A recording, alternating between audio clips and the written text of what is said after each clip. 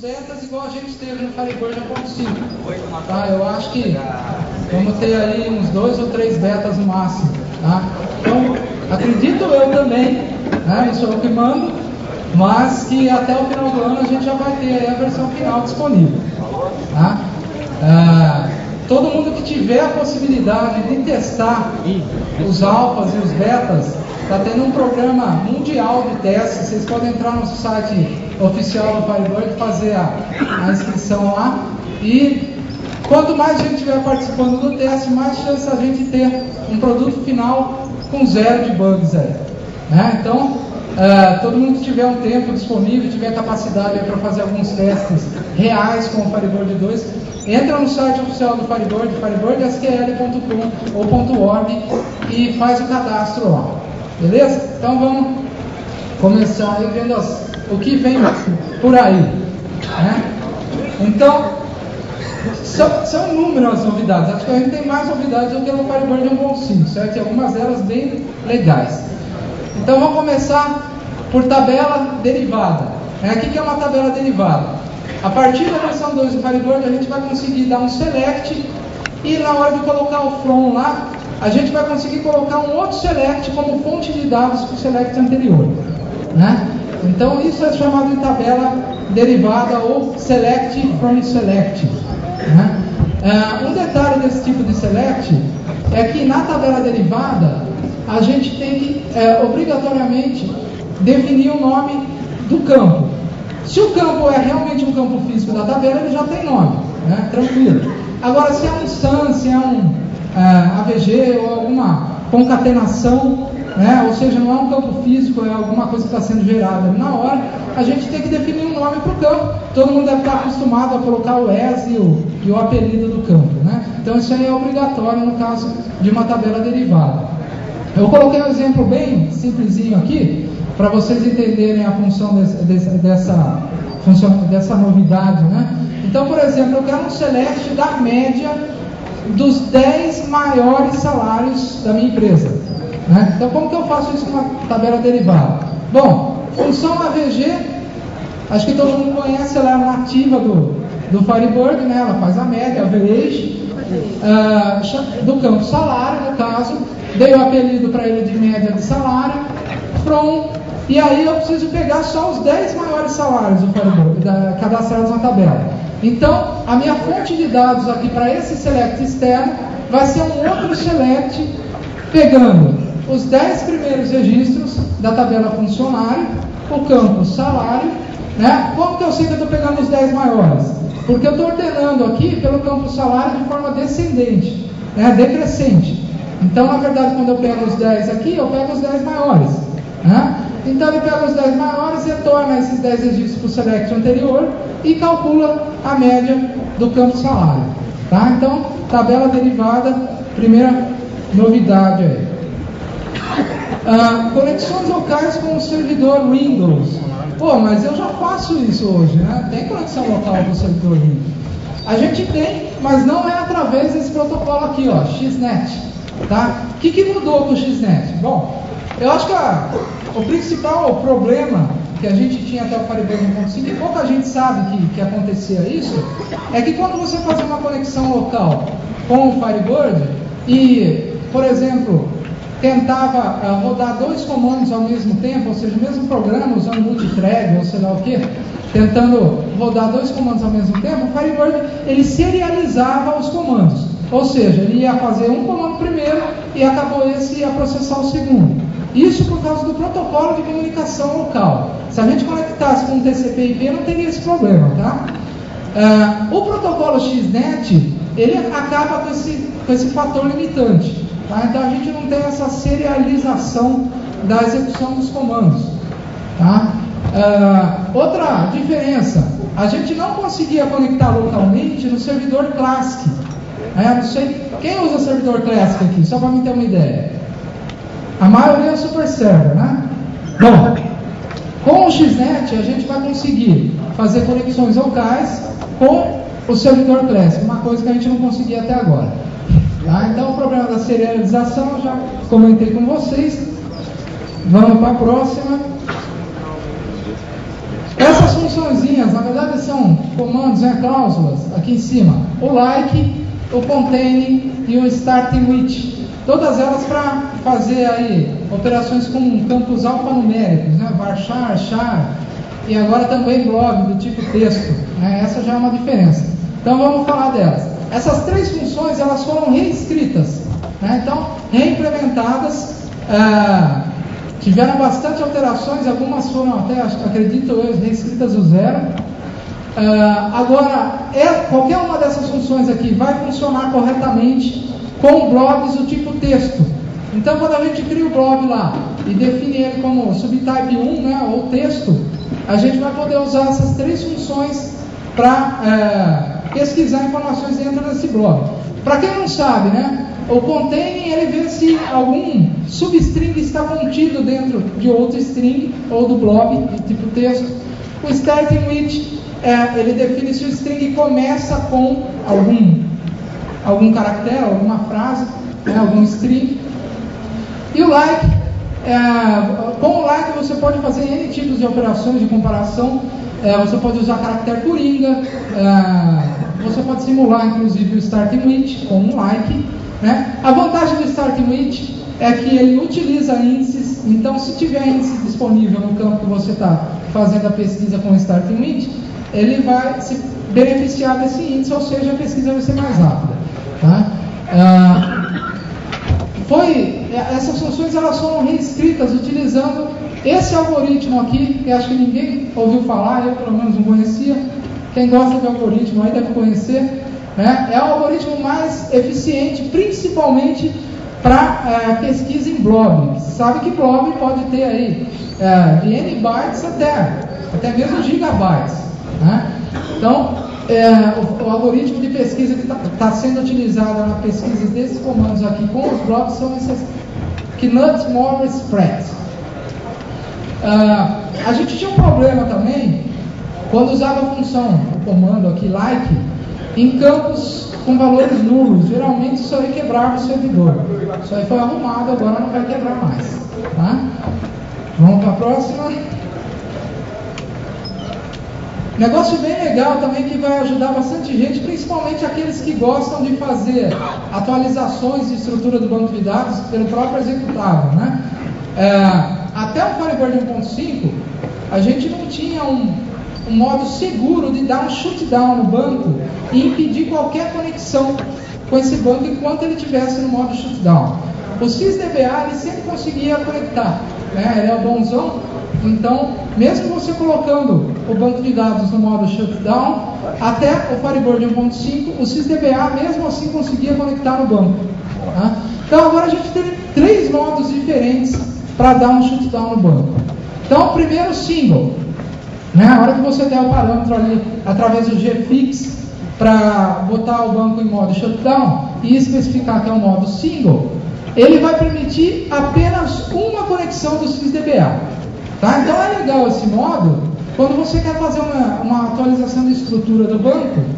E para quem não sabe, a atualização de estrutura do banco é sempre bom fazer sem conexões simultâneas, tá? Sem ninguém usando o banco, apenas a conexão que está fazendo a atualização, tá? Então o modo single é interessante para esse caso, porque daí você vai se conectar com o SysDBA, só você vai estar conectado no banco, com certeza. Você pode fazer aí operações de atualização na estrutura, mudar campo, acrescentar campo, tabela, procedure, o que for, e não vai ter problema nenhum com isso. Depois você tira o banco do estado de shutdown e ele fica disponível de novo para qualquer um. O outro modo é o modo full. O que é o modo full? Você colocou o banco em shutdown no modo full, ninguém, nem mesmo o SysDBA vai conseguir conectar mais o banco. Mas para que presta isso aí então, né? Então, o modo é bastante útil quando você quer fazer um backup físico do banco, ou seja, copiar, copy, né? Ou Explorer ali, né? Ctrl+C, Ctrl+V, no arquivo do banco de dados. Mas eu já faço isso hoje e nunca deu problema. Bom, então você é sortudo, viu? Ou você não sabe que deu problema. Porque geralmente quando você faz uma cópia do banco com conexões simultâneas acontecendo, sem derrubar o servidor Firebird, muito provavelmente a sua cópia está corrompida. O belo dia que você precisar voltar a cópia lá, você vai descobrir que não vai funcionar. Tá? Então, o modo full é indicado para quem quer fazer cópia física do arquivo de banco de dados para backup, ou seja lá para que outra função. Né? O modo multi é o modo atual, que existe hoje no Firebird 1.5, já existia no Firebird 1.0, onde várias conexões do SysDBA podem acontecer no banco de dados. Tá? Então, esses 3 modos novos aí para dar shutdown no banco. Uma outra coisa bastante interessante, em alguns casos bastante útil também, seria a utilização de nulls em UDFs. O que acontecia hoje se a gente chamava uma UDF que receberia um valor numérico e a gente passasse null para ela? A hora que chegasse lá dentro da função mesmo, que foi escrito em Delphi ou em qualquer outra linguagem aí, o null ia virar 0. Tá? Bom, mas não é null, não é a mesma coisa. Então, até o Firebird 1.5, o único jeito da gente detectar que uma UDF estaria recebendo null ou até retornando null seria através de um modo especial chamado descriptor, que é um jeito bem mais complexo de trabalhar com DFs do que o jeito normal, né, que é declarar o DF lá e usar. Então, a partir do 2.0, a gente consegue, com a declaração, a sintaxe de declaração padrão do Firebird, receber e retornar nulls dentro da função. A única coisa que mudou é a adição desse parâmetro null quando o parâmetro que você está passando null, então recuperando o valor, puder receber ou passar null. Tá? Se você não falar isso aqui, ele continua agindo como antes, tá? Como vocês estão acostumados até hoje. Bom, obviamente, né, a gente tem que construir a função, a UDF, de forma que ela saiba interpretar quando você está passando um null ou retornando um null. Né? Então, provavelmente, se você já tem uma UDF escrita e quer fazer ela ficar compatível com esse novo recurso, você vai ter que fazer algumas alteraçõezinhas no código da UDF para ela entender quando você passar um null e para ela poder retornar um null corretamente também. Tá? No Release Notes do Firebird 2 vai vir tudo discriminado. O que tem que mudar, como que tem que fazer. Tá? Hoje você tem menção disso aqui no Release Notes, mas está bem por cima. Tá? Porque, obviamente, não está pronto ainda. Né? Nós estamos na versão Alpha 2. Bom, outra coisa bem legal. A gente consegue usar apelidos dos campos em Order By e em Group By. Como que a gente tinha que fazer até hoje? Indicar a posição da coluna no Order By ou no Group By. Então, se eu tinha lá um campo desse tipo, por exemplo, que é uma contagem, né, um count, e quisesse ordenar pelo resultado desse campo, até hoje a gente teria que colocar aqui, ó, no lugar do total, o número 2. Por quê? Porque ele é o segundo campo, né? O primeiro campo é a cidade, o segundo é o count. Hoje não. No Firebird 2 a gente pode colocar o alias, né? Acho que o Jim e a Anne não estão aqui ouvindo, então posso falar alias mesmo. Então o alias aqui é total, e eu uso o alias na hora de fazer o order by ou o group by, certo? Então facilita um pouco, até melhor para entender o select, né? Melhor do que você ver um número e ter que procurar na lista de campos ali o que esse número indica, né? Bom, esse aqui é um recurso muito legal também. Eu acredito que estejam entre os melhores aí da versão 2. Tá? Execute block. O que essa desgraça faz, né? Bom, acho que todo mundo aqui já usou pelo menos uma vez Stored Procedure, né? Na Procedure a gente pode fazer um monte de coisa. Pode recuperar dados de um monte de tabela, fazer operações de soma, até mesmo alterar dados nas tabelas. Infinitas coisas, né? Às vezes a gente precisava montar uma procedure para realizar algumas operações ali no banco, só que essas operações elas iam ser feitas uma única vez. Por exemplo, eu atualizei a estrutura do meu banco, mudei bastante ela, e eu vou ter que criar uma rotina para distribuir os campos nessa nova estrutura, fazer algumas operações nos dados e jogar esses dados para outras tabelas. E isso eu só conseguiria fazer através de Procedure. Por quê? Porque ela permite que você coloque um monte de comando lá e ela vai executar esses comandos sequencialmente. Né? Com o Execute Block, eu tenho toda a sintaxe da linguagem PSQL, que é o Procedure SQL, a linguagem que a gente usa para fazer trigger e procedure. A gente tem toda essa sintaxe disponível dentro do comando execute block. Então, num caso como esse, eu não preciso mais criar uma procedure, executar ela e de repente apagar ela porque eu não vou usar mais, ou largá-la lá e deixar como lixo, né? O execute block, ele permite que você jogue todo aquele código que você faria dentro da procedure dentro da instrução, e ele vai ser executado e acabou. O bloco de código morreu, não foi criado procedure, não foi criado nada no banco, tá? Então eu coloquei aqui, ó, é útil para rotinas que serão executadas uma única vez, como por exemplo atualizações de dados, tá? Então, na minha opinião, um comando bem legal que foi adicionado aí na versão 2 do Firebird. Aqui a gente tem a sintaxe do comando, né? Então é mais ou menos parecido com o de uma procedure. Você pode inclusive passar parâmetros, né? Vocês estão vendo ali logo depois do execute block aqui, ó. Isso aqui é para receber parâmetros. E você pode manipular os parâmetros dentro aqui do begin. Inclusive pode retornar também algum valor. Ou seja, é uma imitação perfeita de uma história procedure, certo? Só que você não está criando objeto nenhum dentro do banco. Bom, acho que todo mundo está acostumado aí com o first, né? A cláusula first para limitar, eu quero os 10 primeiros registros retornados pelo select. Bom, eu pessoalmente gosto bastante do first, mas não é a sintaxe padrão para esse tipo de operação, tá? O SQL 99 da vida fala que a sintaxe padrão é rows e não first. O Interbase 6.5 eu acredito que já trazia essa sintaxe de rows, enquanto que o Firebird tinha decidido adotar a sintaxe do first, né?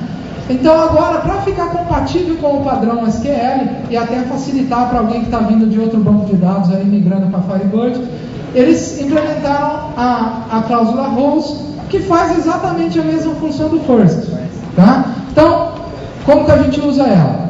Eu quero os 10 primeiros registros, então é do primeiro até o 10º, tá? Só que tem uma situação que o rows não consegue imitar. Qual que é essa situação? Bom, junto com o first, a gente podia usar o skip também, né? Então o skip pulava determinado número de registros, e aí o first falava para ele, pegue os 10 pulando os 50 primeiros, né? Isso a gente não consegue fazer com o rows, tá? Então vai ter situação, por exemplo, quando você quer pular os primeiros 50 registros e pegar todo o resto, você vai continuar usando o first e o skip, tá? Nas outras situações vocês ficam à vontade aí de usar o rows ou continuar usando o first, tá? Eles não jogaram fora a sintaxe, então vai continuar funcionando tudo que vocês têm, tá? Então eu coloquei aqui um exemplo simples para referar os 10 primeiros registros aí de uma tabela. Outro comandinho que foi adicionado, basicamente para criar compatibilidade com o SQL 99, né? O sequence. Quem usa outros bancos aí da Oracle da vida já estão meio acostumados aí com o sequence. Tá? Como que ele foi implementado no Firebird? Praticamente o sequence é um apelido do generator, tá? Então, na verdade, são a mesma coisa. Por baixo do pano ali é tudo generator, tá? Só que para quem está vindo de outros bancos, pode estar mais acostumado a usar a sintaxe do sequence, então agora tem essa opção, né? Muda alguma coisa, então vamos ver o que é. Ele é um sinônimo para o generator, ele é a sintaxe padrão do SQL 99 para esse tipo de coisa. Aqui a gente tem o comando responsável por criar uma sequence. Então vocês veem, é igualzinho o comando generator, né? Create, sequence e o nome seria equivalente a create, generator e o nome. Exatamente a mesma coisa, tá? Mesma coisa para arrancar fora o generator ou o sequence. Então drop o nome, a cláusula sequence, se você declarou ela como uma sequência, ou então o generator e o nome dele que você está querendo jogar fora do banco, tá? Bom, e para mim setar um valor inicial ali para esse generator ou para essa sequence. Então, generator todo mundo está acostumado, né? Set generator, o nome do generator, to, e o valor que ele vai assumir. No caso da sequence, o comando é alter sequence restart, with e o valor.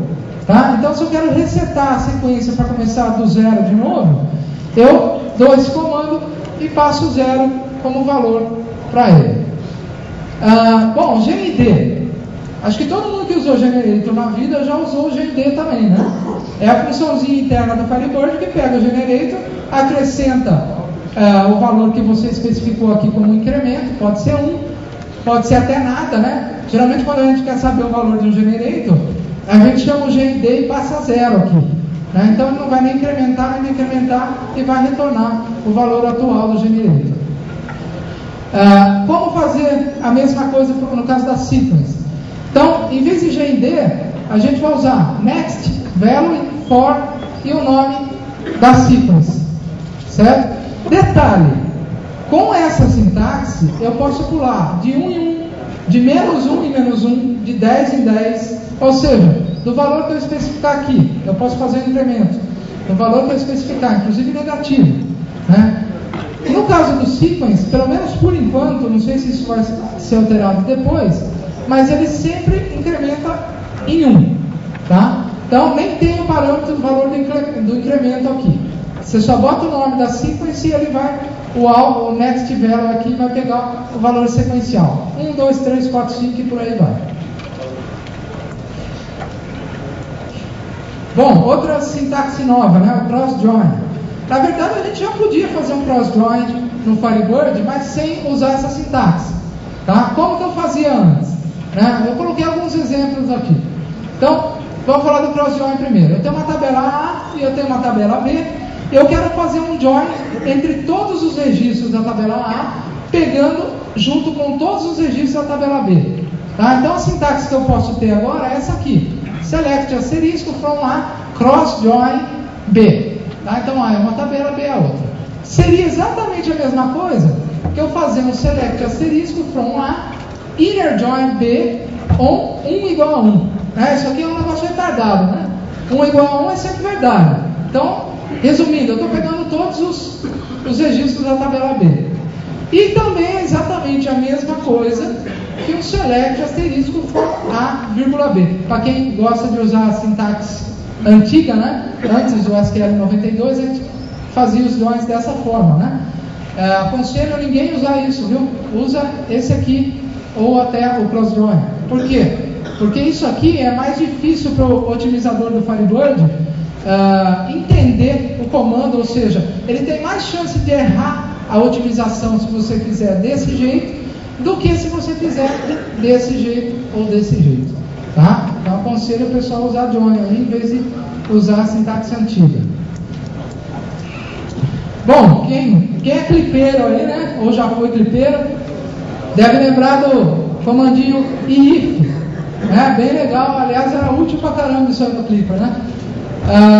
Hoje a gente pode usar no Firebird 2 o mesmo comando if com a mesma função praticamente do que a gente tinha no Clipper.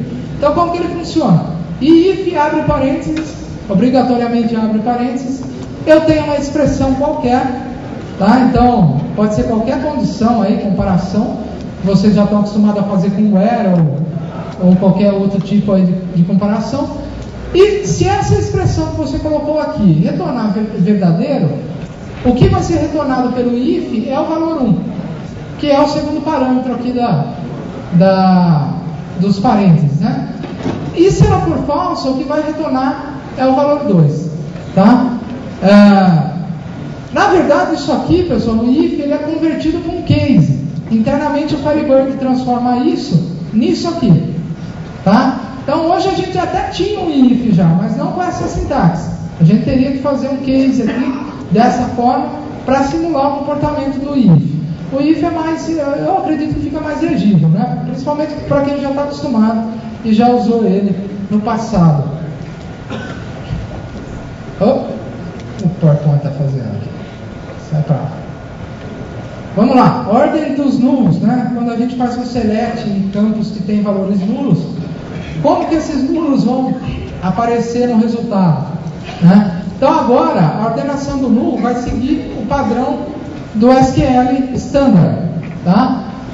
Se eu tenho uma ordenação ascendente, os nulos vão aparecer por último.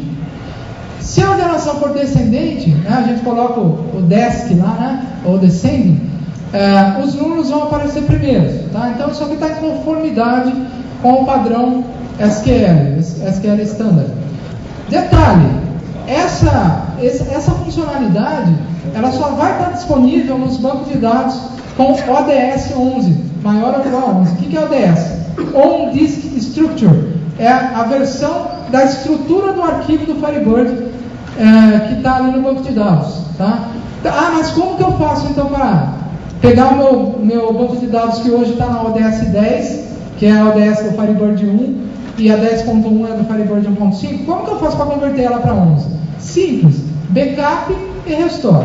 Na hora que o restore for executado, ele cria o banco já na ODS 11. Lógico, né? Com o servidor 2.0. Bom, cláusula vários. Não é cláusula, né, pessoal? É um monte de função aqui que eu juntei numa tela só, senão a gente ia ter 500 slides aí. Comandinho para recriar a exceção. Tá? Então eu defino uma exceção com uma mensagem qualquer, eu quero recriar porque eu quero alterar a mensagem ou algo do gênero. Então eu tenho o recreate exception e também tenho esse comando novo aqui, o create or alter exception. O que isso faz? Se a exceção já está criada, ele altera. E se ela não está criada, ele cria. Tá? Uma nova cláusula para fazer comparação, cláusula distinct. Tá? Acho que todo mundo aqui já se embananou alguma vez na vida fazendo comparação com o null. Né? Por quê? Porque o null, na verdade, ele não é um valor, ele é um estado. Certo? Então, por exemplo, se você fizer alguma coisa igual a null, sempre vai retornar falso. Tá? Usando o igual, o símbolo igual mesmo. Tá? Porque nada é igual a null. Tá? O null é indefinido, a gente não sabe o que é null. Tá? É um estado indefinido.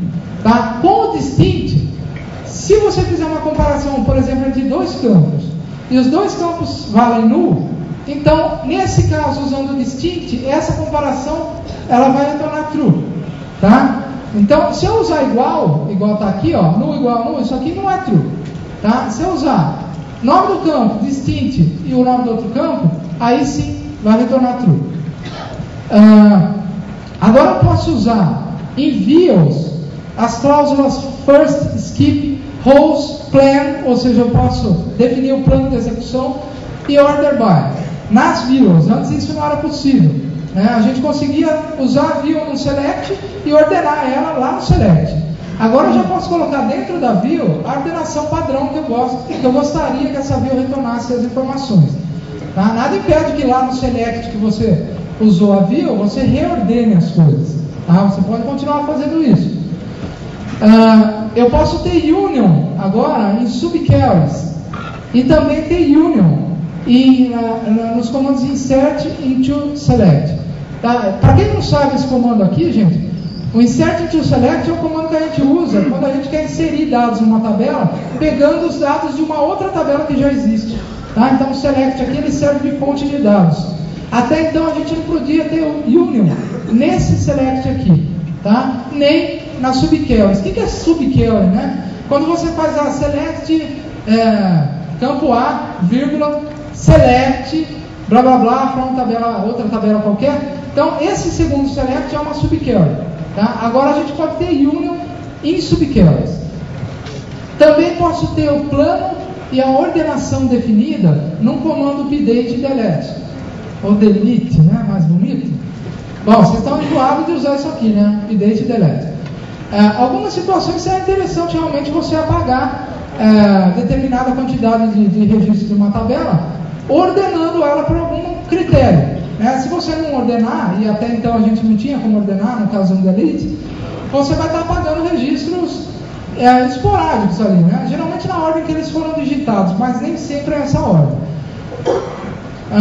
Outra coisa, o roll count, que vocês já conhecem aí, que ele retorna a quantidade de registros que foi alterado ou inserido ou apagado pelo último comando select, insert ou delete ou update, agora ele também funciona com select. Tá? Então, na hora que eu der um select lá, asterisco, qualquer coisa, eu posso checar o roll count para saber quantas linhas, quantos registros foram retornados por esse select. Tá? Outra coisa agora, isso aqui pode dar dor de cabeça aí para muita gente. Até então, o current timestamp e o now retornavam sempre 0 nos milissegundos. Então ele retornava a hora, o minuto, o segundo e zerado os milissegundos. Agora não, eles vão começar a retornar milissegundos também. Tá? Então quem usa a manipulação de data e hora aí dentro de procedure e tudo mais, talvez tenha que fazer uma adaptaçãozinha para continuar funcionando do jeito que é para funcionar o código.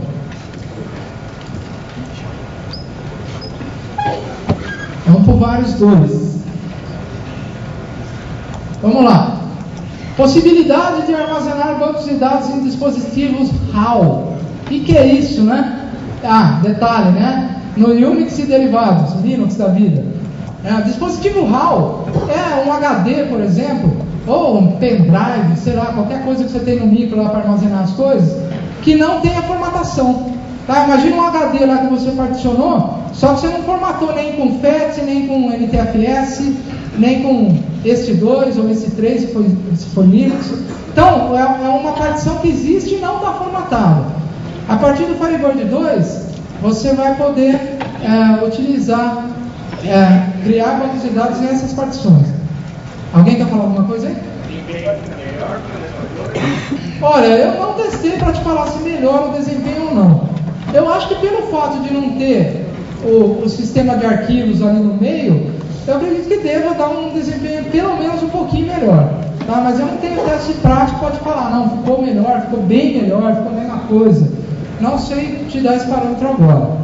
Tá? Suporte total à API de serviços do servidor Classic, tanto no Windows como no Linux. O que é API de serviço?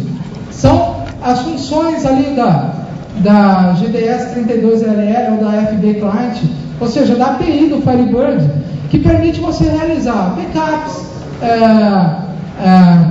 adicionar usuários, fazer qualquer tipo de operação que você geralmente faz com o GBack ou com o GFix, você pode fazer isso aí via API também.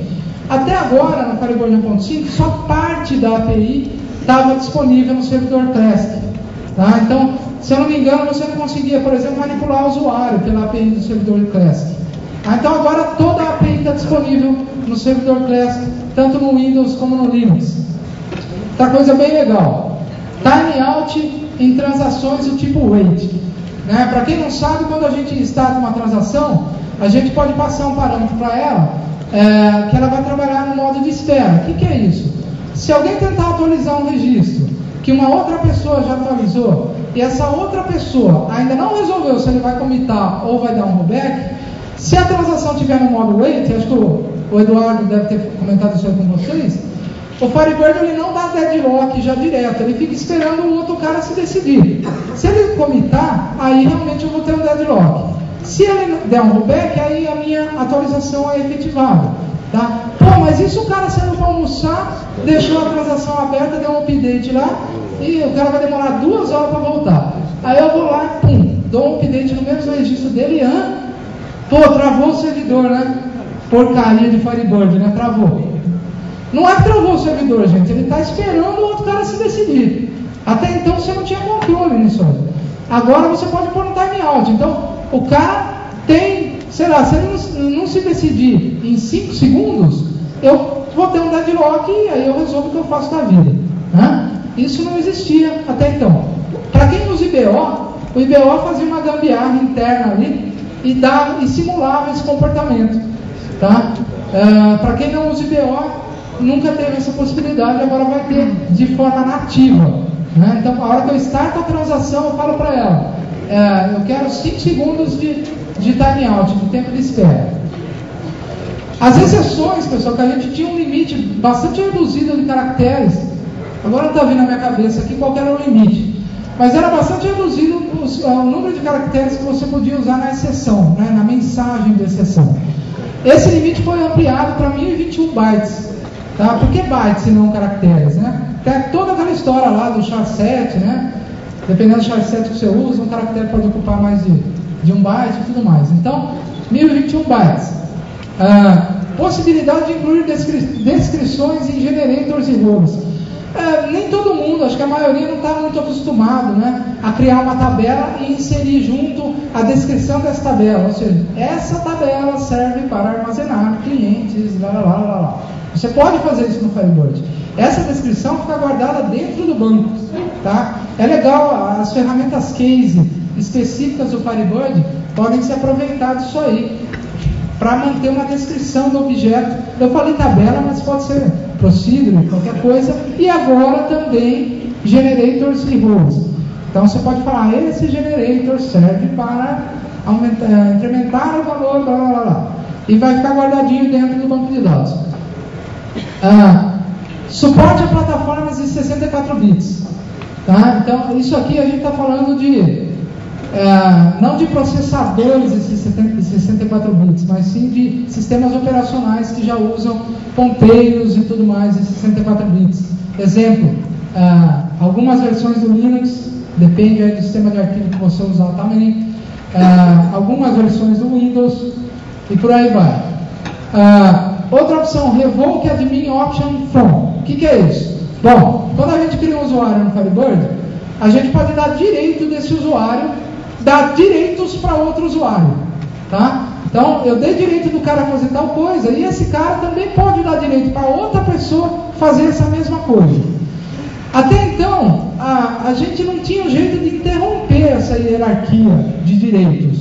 Ou seja, na hierarquia ali de usuários, se você não quisesse que o terceiro usuário ali da hierarquia não tivesse direito mais de dar direito a alguma coisa para o próximo usuário, não tinha como fazer isso, tá? Então, era uma cascata, né? Todo mundo poderia dar o mesmo direito e por aí vai. Agora a gente tem essa cláusula para remover a possibilidade de um usuário lá dessa hierarquia continuar dando direitos para outros usuários, tá? Então tem como interromper isso agora usando o Revoke Admin Option. Bom, aqui está bem genérico, né? Melhorias no otimizador de queries. Quem for hardcore aqui e quiser saber o que melhorou, pode pegar o Release Notes do Firebird, que está tudo detalhado lá, o que mudou, o que não mudou. Mas essencialmente o otimizador de queries ficou mais esperto e por isso a gente vai ter consultas mais rápidas, tá? Principalmente se a gente costumar fazer aquele monte de join no meio dos selects com left e tudo mais, tá? O otimizador está mais inteligente. Ele já ficou mais inteligente na versão 1.5, agora ele está ficando mais inteligente na 2 e espero eu que cada vez ele fique mais inteligente, né? Vai chegar uma hora, quem sabe, ele vai ficar perfeito. Terceira telinha de vários aí, né? Então, a gente vai ter o Garbage Collection cooperativo em background. O que é o Garbage Collection? Garbage Collection é uma rotina interna ali do servidor que fica fazendo a coleta de lixo, tá? Então, quando a gente apaga um registro, quando a gente cria uma transação em um ambiente multiusuário, e aí o Firebird, todos vocês devem saber que ele trabalha com o versioning, então ele cria versões paralelas dos registros quando necessário, né? E quando essas versões de registro não são mais necessárias, elas foram criadas, a transação já encerrou, eu não preciso delas mais para nada. Bom, ela está ocupando espaço, né? Ela foi gravada lá dentro do arquivo. Mas e aí, jogo fora esse espaço? O que eu faço com ele? O Garbage Collection identifica esses espaços que não são mais utilizados, seja porque é uma versão temporária, seja porque eu dei um delete ali na tabela e apaguei metade dela e tem tudo aquilo lá de espaço, e ele marca esse espaço para reutilização. Até então, pessoal, a gente não tinha como, não tinha nenhuma forma de optar como essa coleta de lixo seria feita, tá? Então, hoje a gente pode optar pelo jeito cooperativo ou background ou híbrido, um e outro, tá? Em background vai ficar uma thread rolando em background, constantemente fazendo a pesquisa, né, procurando esses lugares aí que podem ser reaproveitados e marcando ele para reaproveitamento. O cooperativo funciona mais ou menos, para dar uma noção bem por cima, assim, quando você dá um select numa tabela, o select ele vai buscar os registros. Se o select vê que um registro já não existe mais porque foi apagado, ele já aciona o Garbage Collection, e o Garbage Collection vai lá e fala, opa, esse espaço aqui eu posso reusar. Tá? Esse seria o cooperativo. Então hoje a gente tem 3 modos: cooperativo sozinho, background sozinho, ou os dois juntos. Eu acredito que a opção ideal seja os dois juntos. Tá? Varia de caso a caso. Para quem estiver tendo queda de performance por causa do Garbage Collection, vale a pena experimentar ou um, ou cooperativo, ou background, ou os dois, e usar o que se deu melhor no seu ambiente. Tá? Eu acho que o padrão, inclusive, vai ser o híbrido. Deve ser o default. Para quem costuma fazer union, né, tinha um negócio muito chato quando a gente juntava aí vários selects, que obrigatoriamente a gente tinha que usar campos do mesmo tipo de dados. Por exemplo, se a gente quisesse fazer um select, um union, e no union a gente passar null, né, em vez de pegar o campo, colocar null para se juntar com outro select, a gente obrigatoriamente tinha que dar um cast no null, tá? Senão ele dava um erro. Por quê? Porque ele não sabia que tipo de dado era null, né? Ele não sabia determinar. Agora ele está mais inteligente, e desde que os tipos de dados sejam compatíveis, o que é isso? Um string não é compatível com um numérico, certo? Mas um char e um varchar podem ser compatíveis, ambos são strings, tá? Então agora, num caso como esse, eu não preciso mais forçar o cast. O próprio union vai determinar o resultado, se vai ser um varchar, se vai ser um numérico de tanto. Ele está inteligente de forma a permitir esse tipo de determinação automática. Então poupa um pouco de trabalho na hora de escrever aqueles unions monstruosos lá. Isso aqui vai dar uma dor de cabeça, acredito, para algumas pessoas, né? Vai invalidar muito comando que já existe. Por quê? Bom, table alias é uma coisa que eu acho que todo mundo usa, né? Facilita bastante, principalmente na hora de definir os campos no select. É aquele apelido que você dá para a tabela, tá? Até hoje a gente podia misturar tudo no select, né? Eu dei um apelido para a tabela, só que na hora de puxar os campos, alguns campos eu boto lá o apelido, ponto, o nome do campo, outros campos eu boto o nome da tabela, ponto, o nome do campo, e até então o Firebird aceitava tudo isso aí, e estava tudo tranquilo. Bom, não é o padrão aceitar. A SQL Standard não diz que deveria gerar uma exceção num caso como esse. Ou, se você declarar o alias para a tabela, ou você usa ele em todos os campos, ou você não usa ele. Usar ele junto com o nome da tabela não pode mais, tá?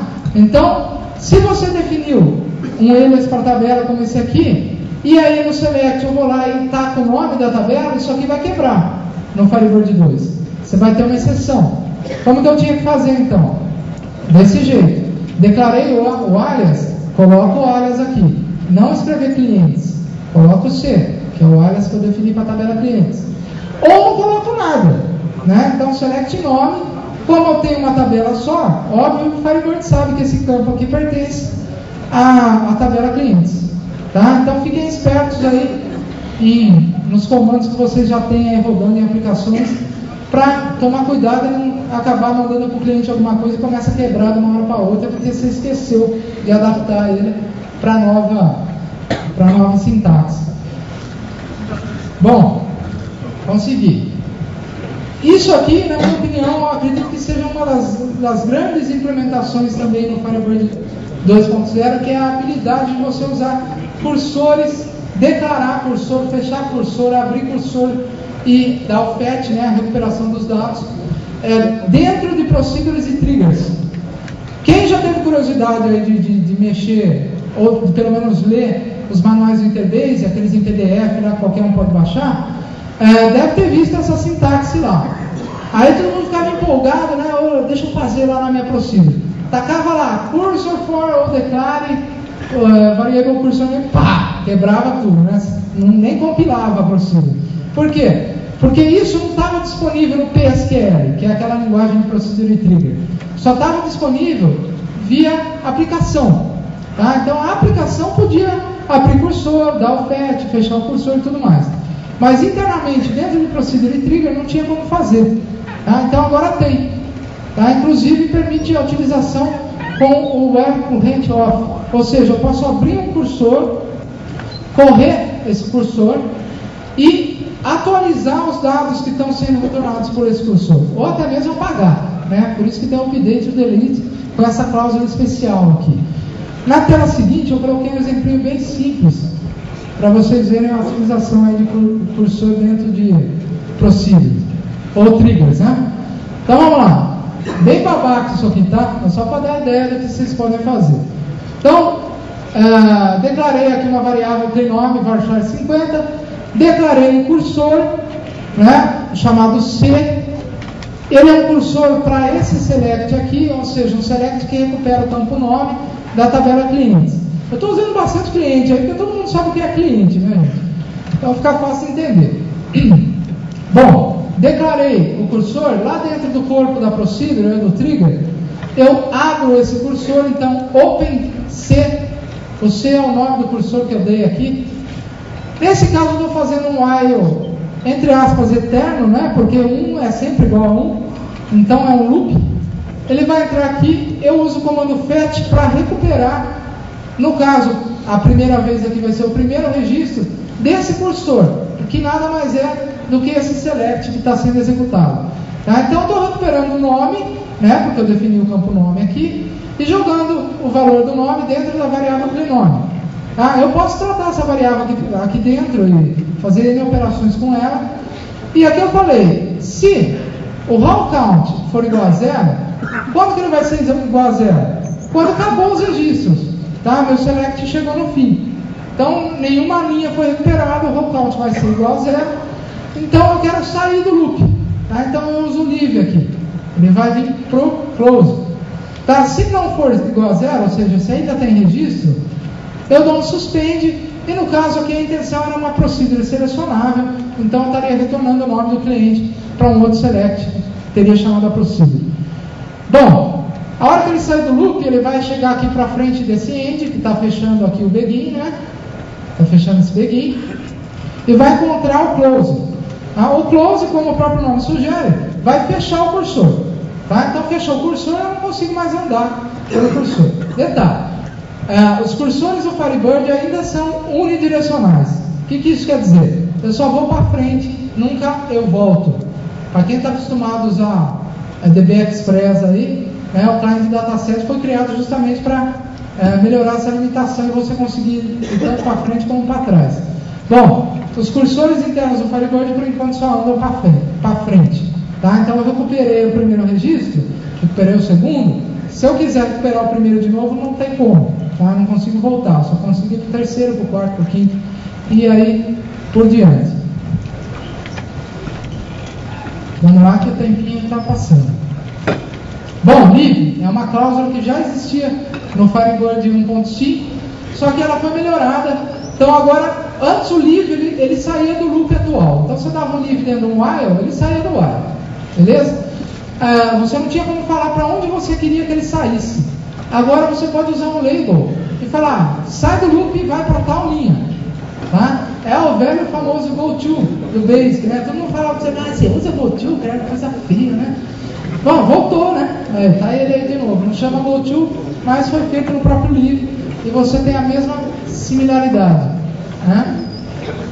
Bom, obviamente a gente tem que definir um label, né, que é o ponto para onde o leave vai mandar a execução da procedure ou do trigger, certo? Isso aqui teve mudanças bem legais, hein? Índices, né? Famosos índices, né? Bom, antes a gente tinha um limite de 252, acho que é isso mesmo, 252 bytes na chave de um índice. Então se você tinha lá 3 campos varchar 100 e tentava fazer uma chave para índice unindo os 3 campos, você não conseguia, tá? Pior ainda, se você usasse um char7 ou um tolate que fizesse com que um caractere ocupasse mais de um byte, de repente você criava, vou dar um exemplo bem comum, o nome, campo nome varchar 90, que não é nada exagerado, né? De repente a gente tem, se você botar o nome do Dom Pedro ali, não vai caber. E aí você definia ele com um colete PXW NTL 850, para ordenar legalzinho, né? Bom, legal. O que aconteceu na hora que você tentasse criar um índice para esse campo? Pau. Por quê? Pô, mas não é só 90 caracteres? É 90, mas o PXW entre L 850 faz vezes 3. Tá? Então 90 não ia ser 90 mais. E ia passar o limite de 252. Tá? Então ia quebrar, não ia conseguir criar um índice nesse caso. Agora não, o limite foi removido. Qual que é o limite agora? Depende do tamanho da sua página no banco de dados. Por cima, ele é 1/4 do tamanho da página. Então acho que a maioria do pessoal aqui costuma criar páginas de 4K. Né? Então 1/4 de 4K é mais ou menos 1000 bytes. Tá? Então aumentou bastante. Se você usar a página de 8K, você vai ter ali 1/4 dos 8K disponíveis para tamanho da chave. Outro detalhe bem legal, né? Principalmente para os clipeiros que vêm aí de longe, que gostavam de fazer aqueles índices juntando um monte de coisa com left, com substr e tudo mais. Agora você pode fazer isso no Firebird também. Você cria índice baseados em expressões. Tá? Então, como que a gente tinha que fazer numa situação dessa até então? Criar uma view e na view colocar lá as expressões que você queria e aí indexar essa view. Tá? Agora eu não preciso mais criar view só por causa disso. Eu tenho aqui a cláusula computed by e eu posso fazer N operações, concatenações, ou seja, eu posso até chamar o DFs aqui, tá? E ele vai criar um índice baseado nessas expressões que você passar. Outra coisa que é uma mão na roda, também é uma das grandes melhorias do Firebird 2.0. Quando a gente tinha até então índices com bastante chave duplicada, exemplo, o cara vende 90% dos clientes dele é de São Paulo. Então na tabela de vendas dele vai ter lá 90% de SP e 10% de MG, de GO e outros estados aí. Um índice criado num campo como esse seria o terror de performance por Firebird. Ia ser totalmente ineficiente. Pior ainda se o otimizador resolvesse usar esse índice em algum select. Aí ia ser o terror mesmo. Tá? Em vez de melhorar a performance, ia piorar. Agora, o fato de você ter várias chaves duplicadas no índice não interfere mais na performance. Tá? Então não preciso mais ter essa preocupação. Mesma coisa com null. Um índice com um monte de chave valendo null é um desastre se falando de performance, seja principalmente para o Garbage Collection, que é aquele processo de coleta de lixo. Tá? Então às vezes o pessoal falava, nossa, minha base de uma hora para outra ela afogou e ficou lento pra caramba e eu não sei o que foi, eu não fiz nada diferente. Provavelmente foi a rotina de Garbage Collection que estava sendo executada e encontrou um carinha como esse, né? Um índice com um monte de duplicação, com um monte de null. Então isso não tem mais, não vai ter mais esses gargalos, não vai ter mais essa preocupação. Por que não tem mais? Porque melhoraram a estrutura de índices do banco. Falando assim bem superficialmente das melhorias do otimizador, a gente tem aqui planos mais inteligentes, então a chance dele errar o plano de execução é bem menor agora do que era antes. E também a gente tem uma performance superior quando a gente usar in e or. Né? Então, or bem Piracicabana, or. Quando a gente usar or e in, o otimizador vai ser muito mais eficiente agora no Firebird 2 do que ele era nas versões anteriores. Esse aqui é outra mão na roda, né? Foi um russo que fez aqui, o Nikolai. O Dinho acho que não está aqui, né? Senão ele ia jogar ovo em mim, que ele não gosta do Nikolai. Bom, o que é o NBackup? NBackup é um utilitário novo que permite fazer backup incremental no banco de dados. Então, até então, a gente, cada vez que fazia um backup de tudo, né? Do banco inteiro. Não tinha como fazer um backup só do que mudou do último backup até agora. Bom, com o NBackup isso é possível. Tá? Então, ele aceita alguns parâmetros. Então, o traço L, ele trava o banco de dados para cópia via sistema operacional. É mais ou menos igual aquele modo de shutdown exclusivo.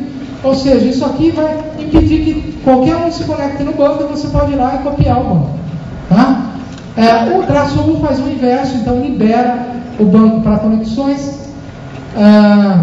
O traço F destrava a cópia do banco, tá? Então o NBCAP ele pode fazer essa cópia física para você e ele mesmo pode destravar a cópia a hora que ele acabar de fazer ela, tá? Por quê? Porque é problema, gente, é até bom saber, isso não vai acontecer mais no 2.0, mas tinha muita corrupção de banco de dados quando você dava um restore no banco e o restore não tinha acabado ainda e já tinha gente conectando no banco, tá? Isso aí era padrão para gerar problema, tá? O Firebird 2 não deixa mais isso acontecer, tá? Esse parâmetro traço B, ele é o parâmetro que vai criar o backup incremental.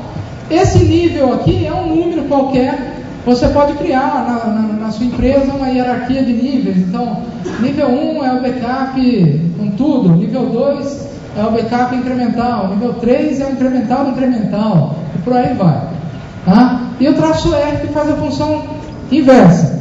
Pega um backup e os seus, casos existam, né, os seus backups incrementais e recria o banco de dados, tá?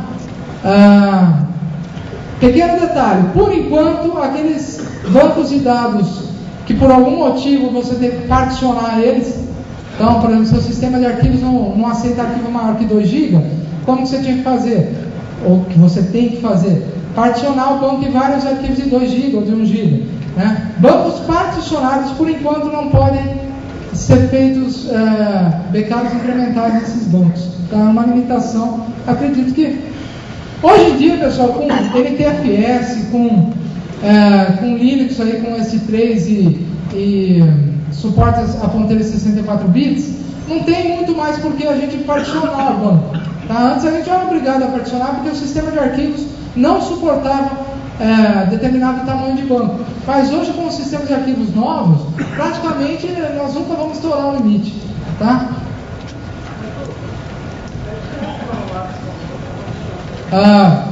Pessoal aí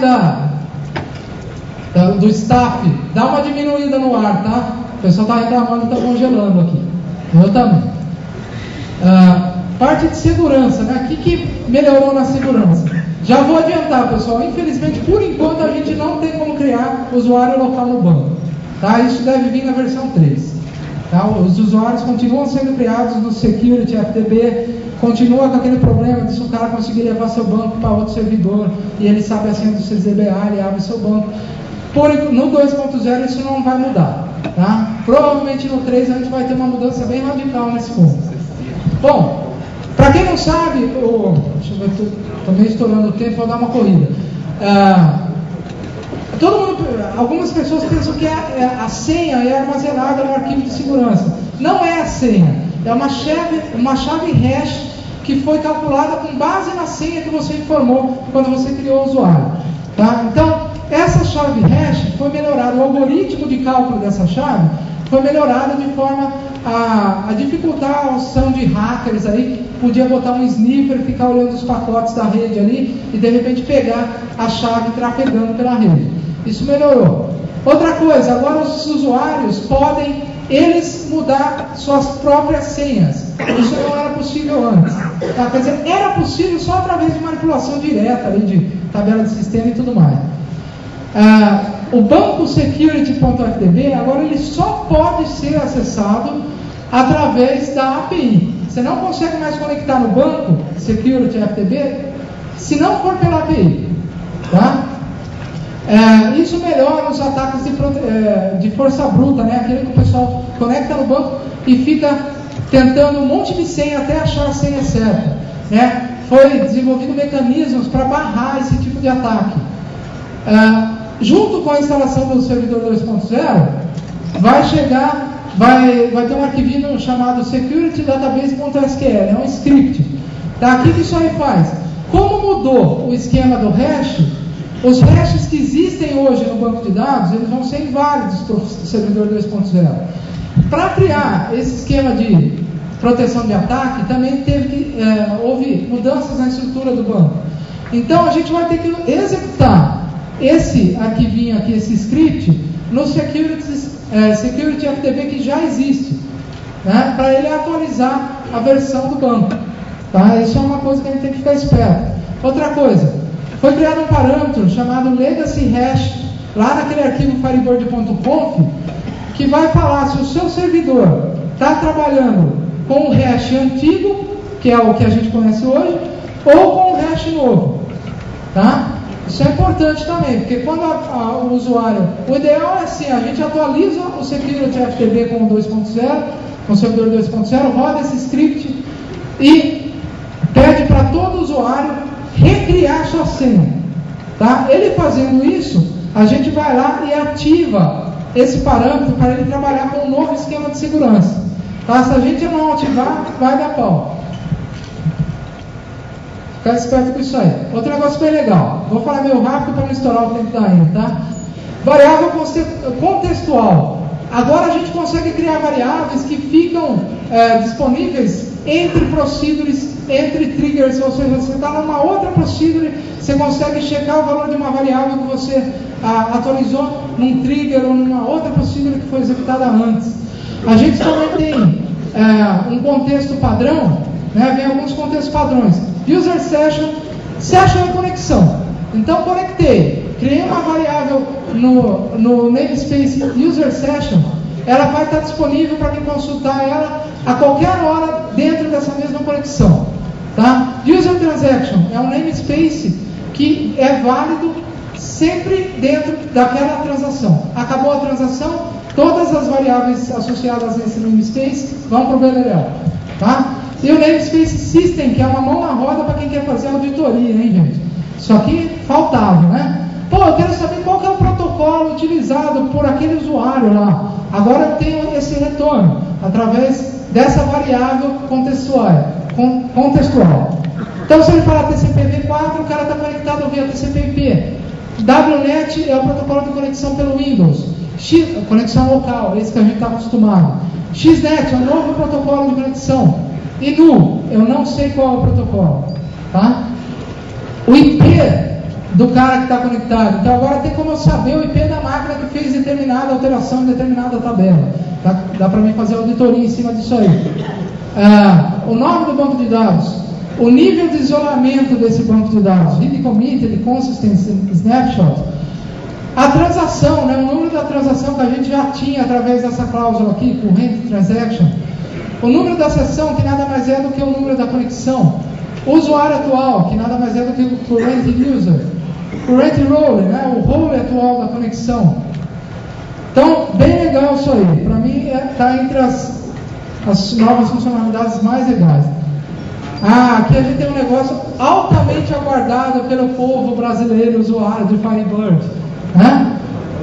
O Upper agora trabalha legal com caractere acentuado. O que acontecia quando eu dava um upper num caractere acentuado? Ele continuava minúsculo. Ele não convertia para a versão maiúscula acentuada. Agora a gente tem checagem lógica para os chartsets que usam mais de 1 byte para cada caractere. Tá? Então o Firebird está mais esperto e ele vai saber que um determinado campo string definido com tamanho tal, na verdade, internamente, por causa do charset, ele pode estar ocupando tantos bytes. Ele está mais esperto nesse tipo de comparação. Eu posso definir colete para blob do tipo texto. Tá? É uma coisa que eu não conseguia fazer antes. Foi criado um novo charset chamado UTF-8. Para quem usa Unicode, esse Unicode FSS aqui era uma desgraça. Tinha um monte de problema nele. Tá? O UTF-8 veio para acabar com esses problemas. Quem usa banco com língua internacional aqui tem que armazenar, sabe Deus que tipo de caractere, o Unicode é uma possibilidade de solução. Tá? Finalmente, gente, colete case insensitive e assent insensitive. Agora a gente declarando determinado campo com determinado colete, algum desses coletes aqui, os campos passam automaticamente a não distinguir mais a caixa. Então A minúsculo é igual a maiúsculo. Também não vai distinguir acento. A com crase é igual a sem crase, que é igual a com agudo, e por aí vai. Cedilha é igual a C, e aí vai. Né? Como que a gente tinha que fazer até hoje, né, para simular alguma coisa parecida? Bom, do acento não tinha como. Né? A questão do maiúsculo e minúsculo tinha o upper, né? A gente costumava tacar upper em tudo, para converter tudo para maiúsculo e fazer a comparação. Só que isso era um problema, porque, por exemplo, se tinha um índice criado no campo e a gente fazia lá na pesquisa, usava a função upper, o índice não era utilizado, o upper detonava o uso do índice. Com o colete, isso acaba. Então você define o colete case insensitive, pode ser qualquer um desses aqui, para esse short set, ou o PTBR para o ISO 88591, ele vai utilizar o índice, ou seja, a pesquisa vai ficar mais eficaz. Tá? Outras novidades no módulo internacional do Firebird. Então, algumas novas funções string nativas dentro do Firebird. O trim, para remover os espaços. O lower, que é ao contrário do upper, para ficar tudo minúsculo. Bitlate, é o tamanho em bits de um string. Charlate, ou character length, é o tamanho do string. Octet length, octet é um tipo especial de char set, tá? É octeto, você consegue gravar praticamente qualquer coisa nele, inclusive bytes que seriam interpretados como terminadores, né, igual 00. Octeto aceita qualquer coisa. Então, o tamanho do octeto. E chegamos no fim. Tem outras coisinhas que eu não citei aqui, porque tinham menos importância e porque a gente tem um limite de tempo para falar.